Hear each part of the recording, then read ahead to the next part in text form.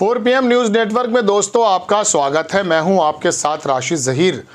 आपको मालूम पड़ चुका है कि राहुल गांधी रायबरेली से चुनाव लड़ने जा रहे हैं और अमेठी में उन्होंने चुनाव लड़ने का इरादा बदल दिया या नहीं था। किशोरी लाल शर्मा उनके एक पुराने साथी हैं, उनको उन्होंने नामांकन करा दिया। अब स्मृति ईरानी के सामने वो लड़ रहे हैं, ये आपको बात मालूम है।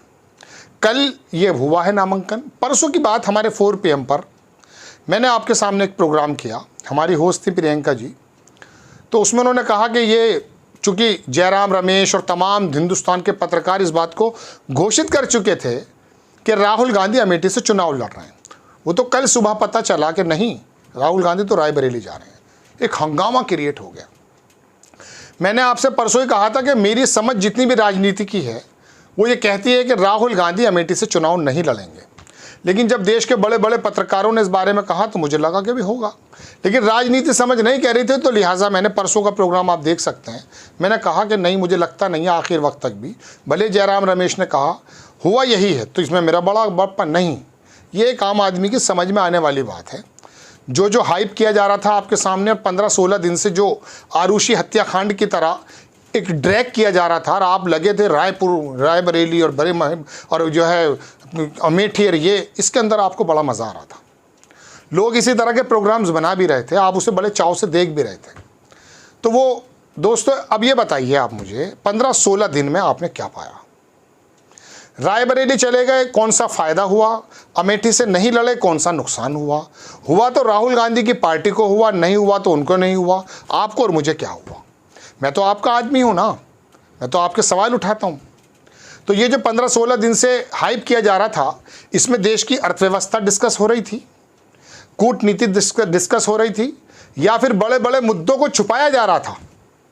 एक बात मैं कहना चाहता हूँ, क्या ऐसा संभव नहीं होता कि जो अमेरिका के अंदर स्टेट टॉक्स होती हैं उसमें मौजूदा राष्ट्रपति भी और जो दूसरी विपक्ष पार्टी का जो राष्ट्रपति उम्मीदवार होता है वो दोनों बैठते बात करते हैं और ये बातें होती हैं कि बताइए आपका कूटनीति के बारे में क्या आपकी पॉलिसीज़ हैं, इंटरनेशनल पॉलिसीज़ में आप क्या बात करते हैं, देश के अंदर ये चीज़ें चल रही हैं, अर्थव्यवस्था ये है, सोसाइटी है, तमाम पॉलिसीज़ पर वो डिस्कशन चलता है, स्टेट टॉक्स उसको शायद बोलते हैं।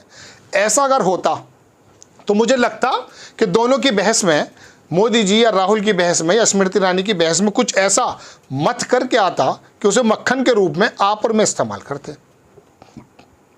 मथना कहते हैं ना, जब दही को मथते हैं तो उसमें से मक्खन निकलता है, उसको बोलते हैं। लेकिन ऐसा तो कुछ नहीं था। अमेठी रायबरेली, वायनाड, मोदी, स्मृति ईरानी, क्या था भैया? अब नहीं निकला ये। तमाम जो पत्रकार थे, गोदी मीडिया के जो नोएडा चैनल्स के थे, उन्होंने अपना तमाम काम इसी पर लगा लिया था। क्यों?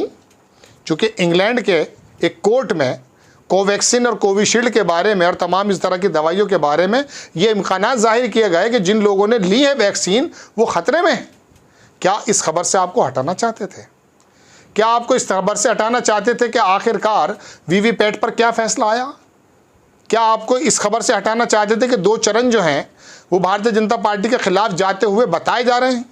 देश में और बहुत सारी समस्याएं थीं, लेकिन ये गोदी मीडिया जो राहुल गांधी की 2-2 यात्राओं को कवर करने के लिए अपने कान पर जू भी नहीं रेंगने दे रहा था। अपने फोटोग्राफर भेजे तो ज़रूर थे, लेकिन राहुल गांधी की किसी बात को नहीं बताया उसने नहीं बताया कि पूर्व गवर्नर से बात भी कर रहे थे राहुल गांधी, और क्या निकला उसमें। और ज़मीन पर, गांव पे और कस्बों में और शहर में राहुल गांधी आम आदमी की बात सुन रहे थे, ये चीज़ तो कवर नहीं की। इंटरनेशनल मीडिया कवर कर रहा था, लेकिन राहुल गांधी अमेठी आ रहे हैं इस बात को कवर करने के लिए अपने कपड़ों पे ड्राई क्लीन करा के नोएडा के सारे बागड़ बिल्ले अमेठी में थे और आप भी देख रहे थे। यूं ये तो ऐसा हो गया जैसे पुराने ज़माने में बायोस्कोप देखते थे ग्रामीण व्यक्ति, हमारे बड़े पूर्वज लोग इस तरह से यूँ देखते थे, यूँ मुँह खुला रहता था। तो उनमें जो बेचारे सीधे लोग थे वैसे वो, लेकिन जैसा कि पुराना ज़माना था, अनपढ़ लोग थे या कम लोग थे, जैसे भी थे, उनसे भी गए गुजरे हो गए आप। फिर ये आसमान पर और चांद पर और सूरज पर और वहाँ पे जाने की बातें बिल्कुल आपके और मेरे मुंह से अच्छी नहीं लगती। ये गोदी मीडिया हमारे नरेशन सेट करेगा नोएडा में बैठ करके, राहुल गांधी, अरे राहुल गांधी आए तो फिर क्या होता भाई? क्या होता बताइए? वायनाड लोकसभा सीट नहीं है क्या? वो भी लोकसभा है। अरे मोदी और राहुल जो हैं वो ऐसे बड़े नेता, वो देश में किसी जगह भी जाएंगे ज़्यादातर तो वो जीत जाएंगे। राहुल गांधी तो जीत जाते हैं। भले राम मोदी जी तमिलनाडु में हार जाएं, केरल में ना जीत पाएं, लेकिन वो तो साउथ में भी जीत रहा है, नॉर्थ में भी जीत लेगा, तो उसमें कौन सी बड़ी बात है।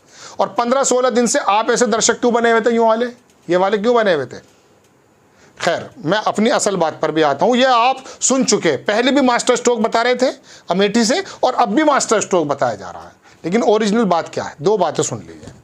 पहली बात तो ये था कि राहुल गांधी को दरअसल अमेठी के अंदर ही इन्वॉल्व करके मोदी जी, अमित शाह, तमाम नेता वहाँ पर आते हैं और उसको वो बाकी 125 सीटों पर जो चुनाव होने जा रहा आमने सामने, उसमें राहुल गांधी को वो वहीं पर रोकने की कोशिश करते हैं।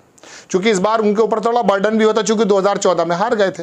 ये बात दीगर है कि स्मृति ईरानी सुबह 10-11 बार हार जाती हैं राहुल गांधी के सामने, लेकिन उनको वहाँ रोकने की, इन्वॉल्व करने की कोशिश करते। लेकिन गोदी मीडिया भी यही चाहता था और भारतीय जनता पार्टी भी यही चाहती थी कि राहुल गांधी अमेठी लड़ें। इसी वजह से परसों मैंने कहा था कि वो अमेठी नहीं लड़ेंगे। अगर जरा सी भी राजनीति जानता है कोई, उस बात को आसानी से मान लेगा। लेकिन ये गोदी मीडिया जो न्याय यात्रा और भारत जोड़ो यात्रा तय कवर नहीं कर रहा था, यहाँ पर तय कर रहा था। एक बात वजह उसकी ये थी कि राहुल गांधी को इन्वॉल्व करना चाहते हैं। दूसरी सबसे बड़ी वजह, देश के अंदर जो बहुत बड़े बड़े मुद्दे हैं ना, इलेक्टोरल बॉन्ड, केजरीवाल की जमानत, कोवैक्सीन के नुकसानात, भारत की अर्थव्यवस्था, इन चीज़ों से जब आपका ध्यान ये हटा देंगे तो कसूर किसका है, आपका और मेरा। अभी आप मेरी खबर सुन रहे हैं ना, आपके दरवाजे पे कोई ठक ठक करने लगे, आप देखेंगे नहीं देखेंगे, मुझे स्टॉप करके उसको देख लेंगे। तो भाई मेरे, अगर ये हमें स्टॉप करके लगा देते हैं अमेठी में, तो अपने काम भूल जाएं, अपने ऑफिस भूल जाएं, अपना घर भूल जाएं, बच्चों को स्कूल से लाना ले जाना, फीस भूल जाएं क्या। लेकिन आप और हम भूलते हैं, लड़ाइयाँ लड़ते हैं सोशल मीडिया पर। हमें धार्मिक पशु बना दिया है गोदी मीडिया ने और राजनीतिक नेताओं ने। मैं तो आपको ये बताना आया हूँ, और ये इतनी बड़ी बात नहीं थी। अब वहाँ की भी खबर सुन लीजिए, वो भी अगर आप इतनी बड़ी बात सोचना चाहते हैं कि रायबरेली, अरे रायबरेली इंदिरा गांधी या सोनिया गांधी की सीट है, वहाँ से प्रधानमंत्री नेता ही निकलना चाहिए।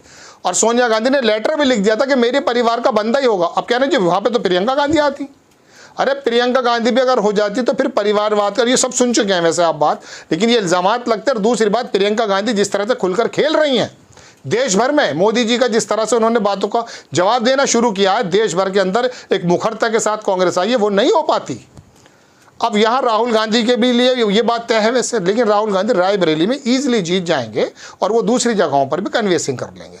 राहुल गांधी के लिए ये ही मुनासिब था, लेकिन तमाम यूट्यूबर्स, तमाम गोदी मीडिया के एक ही जगह लगे जा रहे हैं। अरे एक सुबह स्मृति ईरानी बनाम राहुल गांधी की कोई कॉम्बिनेशन है? वो एक ड्रामे वाली महिला है, सीरियल करती थी, उनको तो स्टार इसलिए बने हैं वो कि वो राहुल गांधी को हरा चुकी हैं। लेकिन इंदिरा गांधी को किसने हराया था मालूम है आपको? अरे कैप्टन सतीश शर्मा भी तो जीत चुके हैं, केशरी लाल शर्मा भी जीत जाएंगे।